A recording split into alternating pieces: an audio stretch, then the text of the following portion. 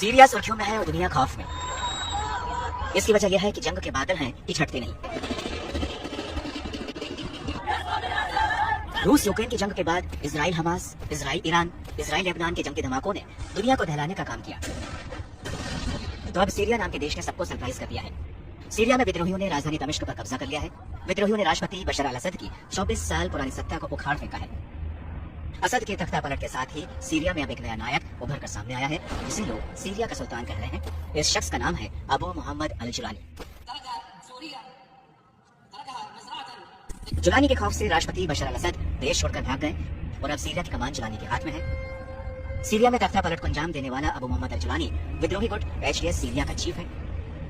Jolani की हैसियत, कैफियत, दहशत और ताकत का अंदाजा इसी बात से लगाया जा सकता है कि अमेरिका ने साल 2017 में जुलानी पर 84 करोड़ 67 लाख रुपए का इनाम घोषित किया था। तो आइए तफसील से जानते हैं कि आखिर कौन है अबू मोहम्मद अल जुलानी। हया तहरीर अल शाम के लीडर अबू मोहम्मद अल जुलानी का जन्म साल 1982 में सऊदी अरब के शहर रियाद में बताया जाता है। अल जुलानी के पैदाइश के दौरान अहमद हुसैन अल शरा नाम रखा गया। जुलानी के पिता सऊदी अरब में पेट्रोलियम इंजीनियर का काम करते थे। उस वक्त जुलानी महज 7 साल का था जब उसका परिवार सीरिया की राजधानी दमिश्क में जाकर बस गया था।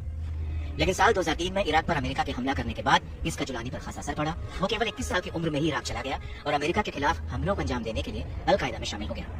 साल 2006 में इराक में अमेरिकी सेना ने जुलानी को गिरफ्तार कर लिया। उसको 5 साल तक जेल में रखा गया क्योंकि जुलानी का नाम 2001 में अमेरिका में हुए 9/11 के हमलों में भी आया था, जिसके चलते उसे मोसुल से गिरफ्तार कर अमेरिकी जेल में रखा गया। जेल से रिहा होने के बाद जुलानी आईएस चीफ बगदादी का करीबी हो गया। बगदादी ने जुलानी को सीरिया में अलकायदा की शाखा अल नुसरा फ्रंट बनाने का काम सौंपा। देखते ही देखते जुलानी का पहला संगठन सीरिया में विद्रोही इलाकों, खासतौर से इदलिब में अपना वर्चस्व बनाने में कामयाब होता चला गया। बाद में यही ग्रुप हयात तहरीर अल शाम यानी एचटीएस बन गया। साल 2013 में अल बगदादी ने अपनी ताकत बढ़ाने का फैसला लिया और सीरिया में ही अपने ग्रुप को बड़ा करने का काम किया। अप्रैल 2013 में अल बगदादी ने अचानक इस बात का ऐलान किया कि वो अलकायदा के साथ अपने सारे रिश्ते तोड़ रहा है और अपने संगठन का विस्तार अब सीरिया में ही करेगा। लेकिन अल जुलानी ने बगदादी के नए समूह आईएसएल से जुड़ने से मना कर दिया और अपने रिश्ते उसने अलकायदा के साथ ही बरकरार रखे।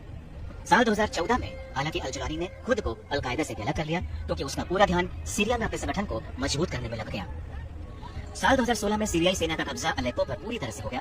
अलेप्पो के विद्रोही गुट इदलिब की तरफ बढ़ने लगे। उन हजारों लड़ाकों को अल जुलानी के अल नुसरा फ्रंट से जमीन और आसमान दोनों मिलने लगे। अपनी बढ़ती ताकत को देखते हुए जुलानी ने अपने ग्रुप का नाम अल नुसरा फ्रंट से बदलकर जबाह फतेह अल शाम कर दिया।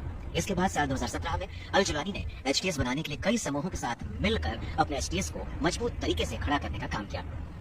पहले ही दिन से एचटीएस का मकसद सीरिया के राष्ट्रपति असद का तख्ता पलट करना था। साल 2018 में अल जुलानी के संगठन एचटीएस को आतंकी संगठन घोषित कर दिया गया।